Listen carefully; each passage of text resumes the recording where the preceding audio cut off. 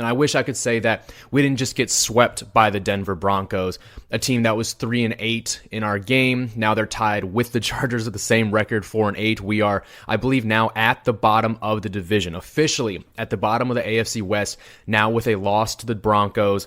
The Chargers are 0-4 in the division, and I honestly cannot see them winning another game in the division. At this point, the team has 4 games left. They play the Jaguars, the Vikings, and then have another matchup with the Raiders and the Chiefs. Now you look at that and the team's 4-8.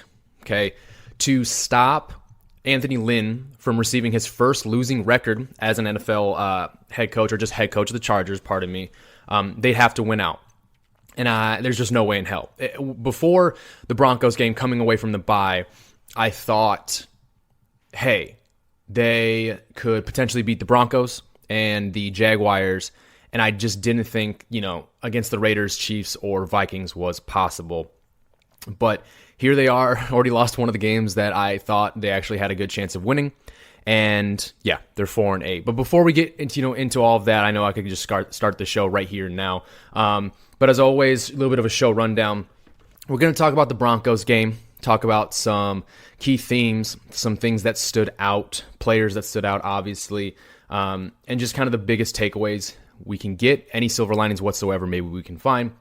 We will go over surge or static players of the week, any injury reports, and that kind of does it. Short and sweet show, as always, just getting you guys the info that you want, especially following, obviously, the most recent game. So, without further ado, guys, we're just going to head right into the show.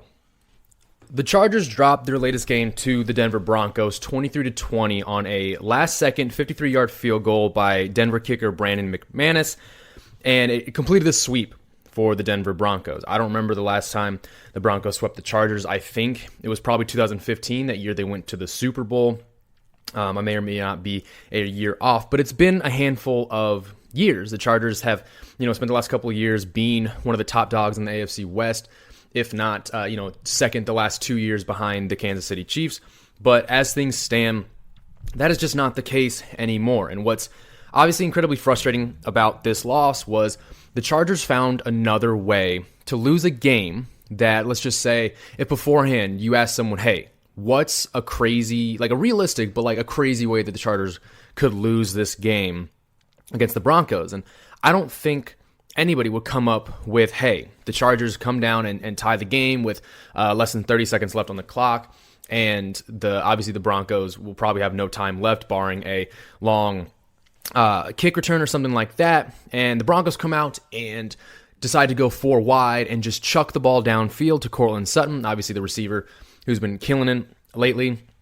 And they get a fluky pass interference call, which brings the Broncos straight from their 20, 25-yard line all the way into field goal range without actually completing a pass or a run or anything like that. Essentially just gifting the Broncos with perfect position at the end of a game, giving them a miracle, per se, to then just kick a game-winning field goal and seal this game.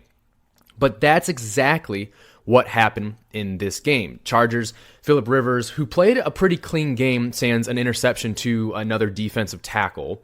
He played a clean game, did throw a couple touchdown passes, had more touchdowns than interceptions, which is a win in AFC West games so far this season.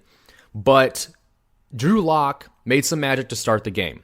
He threw 2 touchdown passes, one being off the interception, following the interception of Phillip Rivers, to put the Chargers in a 10 or 14 point hole, just like the Broncos did in the first game of the season, and essentially just put the Chargers in a hole immediately that they can't seem to find a way to fight back and dig themselves out of. So yeah, the pass interference call was something else. Now, depending who you are, Al Riverom, who's like one of the head of officiating guys who they always kind of go to explain murky calls, said essentially that because Casey Hayward impeded the path of Courtland Sutton to the ball and made contact, like just that alone is why it was a pass interference call. And honestly, that's just a bunch of crap because, I mean, and the main response to that, if you looked on social media, was then you could call that for every Hail Mary. You could call that for any last-ditch attempt at a long pass to get into the end zone for a walk-off touchdown in the last God knows how many years. That's insane. And if you watch the play, it's a high thrown ball to the outside, and it's going to land somewhere outside of the right sideline that they're running up, or it's going to be just over their shoulder. So what you see is Casey Hayward has over-the-top coverage. He's got a step on Courtland Sutton. And when the ball gets close, they both put their heads up and to the right to track the ball over their shoulder.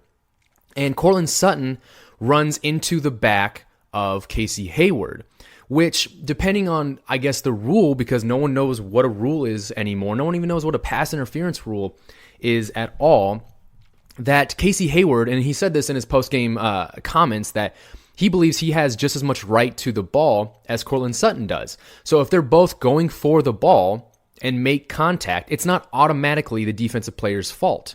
If anything, if he's tracking the ball and Courtland Sutton makes the active attempt to run through Casey Hayward to initiate the contact on his own, then how is that not offensive pass interference? I don't know the nitty-gritty about this stuff, but at the end of the day, you cannot allow a whole game to be decided on a fluke thing like that, on a call that's way too ticky-tack. Because that's what the ref did. The ref seemed way too eager to throw that flag.